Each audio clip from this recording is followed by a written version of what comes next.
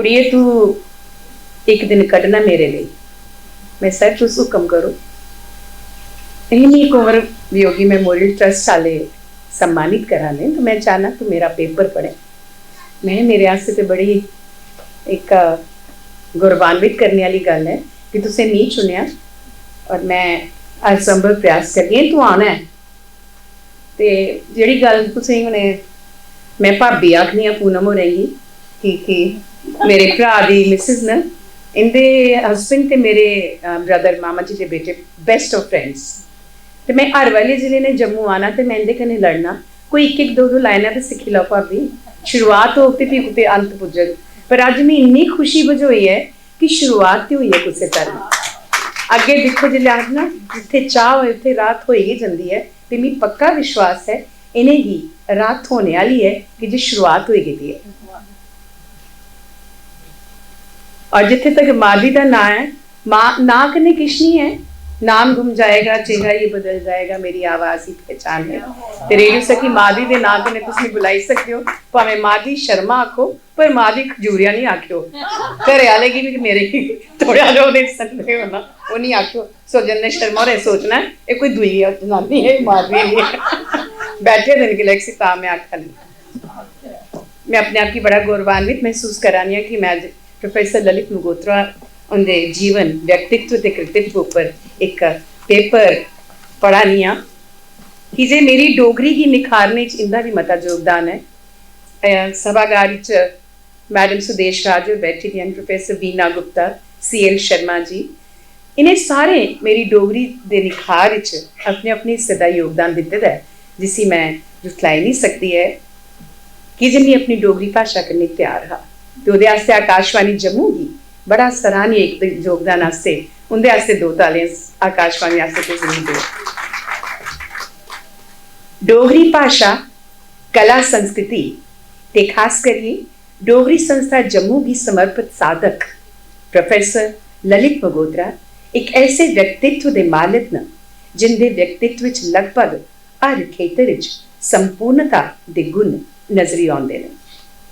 डोगरी भाषा की एक खुशकिस्मती है जे उससे कोल प्रोफेसर ललित मगोत्रा होंदे जने एक नमूले ते दुर्लभ व्यक्तित्व वाला उच्च कोटि का कहानीकार, गद्यकार, कवि, नाटककार, आलोचक, व्यवसाय थमा साइंसदान, कर्मठ साधक ते प्रतिबद्धता ते प्रबुद्धता के मुजस्मे के रूपा च एक मोकले दृष्टिकोण वाला अंतक राई मौजूद है। कर्मठता उसका स्वभाव है, कर्मठता उसकी फितरत है। प्रोफेसर मगोत्रा ने डोगरी साहित्य ते डोगरी भाषा की किए गए योगदान का विस्तार इन्ना मता है जो उसकी इस सम्मान समेटना अति मुश्किल काम है। प्रोफेसर मगोत्रा का जन्म जम्मू शहर फतू चगान महल्ले मगोत्रे के बड़े बेड़े 18 नवंबर 1944 की हुआ। इनके पिताजी का नाम श्री लोकनाथ मगोत्रा ते माता जी का नाम श्रीमती शिवदेवी हा। इनके माता पिता दोवें शैल पढ़े लिखे दे ते संस्कारी परिवारिक थमां है, जिसका टकोदा असर इनकी पालना उपर भी रहा ते इनके व्यक्तित्व के निखार उपर भी। प्रोफेसर ललित मगोत्रा और अपनी मिडल ते मैट्रिक की शिक्षा श्री रणवीर हाई स्कूल थमां हासिल की ते 1960 मैट्रिक का इम्तिहान पास करने बाद GGM साइंस कॉलेज थमां 1964 अपनी BSc की पढ़ाई पूरी की। सन 1968 जम्मू कश्मीर यूनिवर्सिटी श्रीनगर थमां MSc फिजिक्स करने के बाद 1974 बरे जम्मू यूनिवर्सिटी थमां हाई एनर्जी फिजिक्स PhD की डिग्री हासिल की। जम्मू यूनिवर्सिटी थमां फिजिक्स PhD करने वाले जम्मू के पहले स्कॉलर थे। सन 1974 गए भी इन्हें सीधा इंटरव्यू दिए Jammu Kashmir forensic science laboratory assistant director नियुक्त हुई है, पर अपने विषय के क्षेत्र काम करने की तांग इन्हें की जम्मू यूनिवर्सिटी के फिजिक्स विभाग खिंची ले आई। फलस्वरूप 1978 बरे जम्मू यूनिवर्सिटी के फिजिक्स विभाग सेवारत हुई गई ते फी अकादमिक विकास के कन्ने कन्ने अगली रिसर्च के क्षेत्र इन्हें अपना नुमाया योगदान दिता। अंतरराष्ट्रीय स्तर के रिसर्च प्रोजेक्टें च अपनी शीर्ष भूमिका निभाई।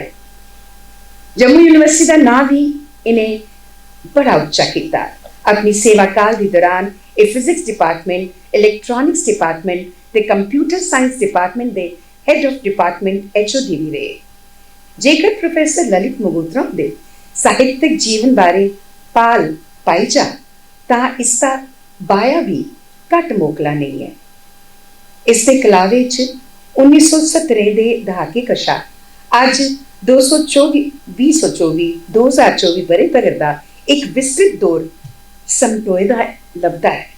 इन्हीं प्रकाशित पुस्तकें च जीने दी कैद नाटक, जमीन ते हेलो माया कहानी संग्रह, चेते दियां गलियां, व्यक्तिबंध, डोगरी साहित्य एक नजरसानी, साहित्य आलोचना, साहित्य मेरी सोच मेरे शब्द, साहित्यिक लेख, अनगिनत गास, कविता संग्रह ते जिद्दी चेते संस्मरण ते यात्रा लेख संग्रह शामिल हैं। इसके अलावा इनका हिंदी च डोगरी कविताएं का रूपांतरण शब्द से मौन तक भी एक सराहनीयोग प्रयास है। इंदियां इस सब रचना अपनी अपनी विधा उच्च कोटि दियां ते म्यारी न ते डोगरी साहित्य की म्यार की बुलंदी पर पजाने च नुमाया भूमिका अदा करदियां न। इंदियां कई कहानी ते कविताएं का अनुवाद अंग्रेजी, फ्रेंच, हिंदी, बांग्ला ते दूई भारतीय भाषाएं च छपी चुके दा है। प्रोफेसर मगोत्रा 2 बारी पंजे बरे आस्ते साहित्य अकादमी च डोगरी भाषा दे कन्वीनर रहे। इस अरसे च इन्हें डोगरी साहित्य की दूई भारतीय भाषाएं दे साहित्य दे समकक्ष आनने च पूरी तनदेही कन्नै काम कीता ते डोगरी भाषा की साख वधाने च पूरा जोर लाया। प्रोफेसर मगोत्रा भारतीय सरकार पासिया चीन ते जापान भेजे गए साहित्यकारें दे प्रतिनिधि मंडल दे सदस्य भी रहे। प्रोफेसर ललित मगोत्रा दे व्यक्तित्व का सबने कशा प्रमुख त्याग डोगरी संस्था ते डोगरी डुग्गर ते डोगरियत तहरीक की उनका योगदान है। सन 1996 थमां संस्था का नेतृत्व प्रोफेसर ललित मगोत्रा दे सकुशल हत्थें च है। प्रोफेसर मगोत्रा एक सजग, चतन, कर्मठ ते निष्ठावान साधक के तौर पर डोगरी संस्था की काबिल जिक्र ते डोगरी की अग्रणी संस्था का रूप स्वरूप देने च बड़ी चढ़िए योगदान दिया करते हैं। डोगरी संस्था के प्रधान के तौर पर ये पूरी चाली सजग रोंदे न जे बदले के हालात कन्नै पैदा होने वाली चुनौतियों का मुकाबला कियां कीता जा ते नवे मौके का डोगरी आस्ते ला कियां लिता जा।